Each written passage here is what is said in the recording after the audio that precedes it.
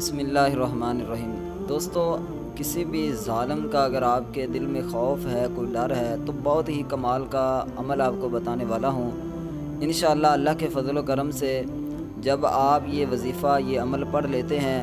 تو پہلی تو بات یہ ہے کہ کوئی بھی جتنا بھی بڑے سے بڑا ظالم ہوگا وہ انشاءاللہ آپ کو کوئی بھی کسی طرح کا نقصان نہیں پہنچا سکے گا۔ یہ وظیفے کی یہ پاور ہے، یہ طاقت ہے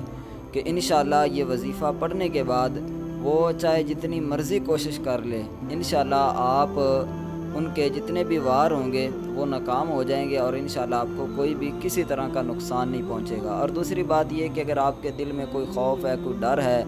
تو جب یہ عمل آپ پڑھیں گے تو انشاءاللہ آپ کے دل سے وہ خوف، ڈر جو ہے وہ بالکل ختم ہو جائے گا۔ بالکل آسان سا ہے، کوئی اتنا بڑا، کوئی اتنا لمبا چوڑا وظیفہ نہیں ہے، بہت ہی آسان سا ہے، آپ آسانی کے ساتھ کر سکتے ہیں۔ وظیفہ عمل کون سا ہے؟ آپ نے کیا کرنا ہے، کسی بھی ظالم کے سامنے جب جائیں یا اس کے تصویر وغیرہ یا اس کا تصور کر کے آپ نے 50 مرتبہ اول آخر درود شریف، ایک مرتبہ پہلے درود شریف پڑھنا ہے، پھر 50 مرتبہ بسم اللہ الرحمن الرحیم یہ پڑھنی ہے، اور اس کے بعد پھر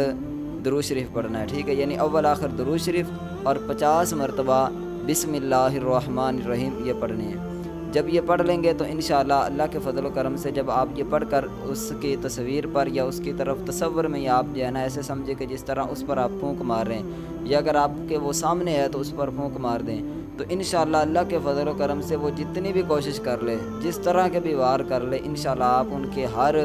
جو ہے وہ وار سے محفوظ رہیں گے اور کوئی کسی طرح کا بھی آپ کو وہ نقصان نہیں پہنچا سکے گا۔